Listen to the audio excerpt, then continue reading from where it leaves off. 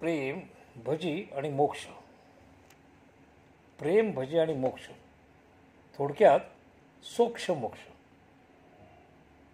तेलाशिवाय भजी आणि प्रेमाशिवाय अध्यात्म शक्य तरी आहे का?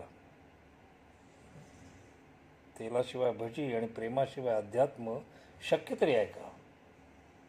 नाही म्हणजे तुम्ही मिरच्यांची भजी करा, अंड्याची करा, कांद्याची करा, गिलक्याची करा, बटाट्याची करा किंवा नुसती पिठाची भजी करा. भजी कसली करा, पण तेल हवंच.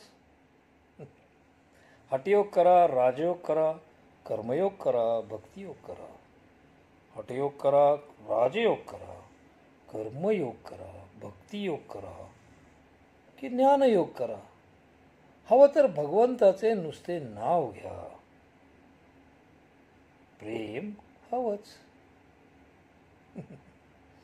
काही नाही, भजी करायला गेलो, कांद्याची खेकडा भजी अशीच आपली करायला गेलो, कांद्याची ती खेकडा भजी. चुकला ना अंदाज. तेव्हा ते भज्यांचे झाले भजे. तेव्हा ते भज्यांचे झाले भजे.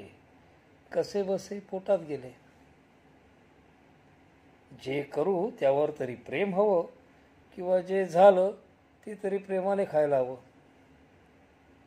प्रेमाने आणि नीट नाही केली भजी तर भज्यांचा सोक्ष मोक्ष लागतो. आणि मोक्षाचा, नीट नाही केली भजी तर भज्यांचा सोक्ष मोक्ष लागतो. आणि मोक्षाचा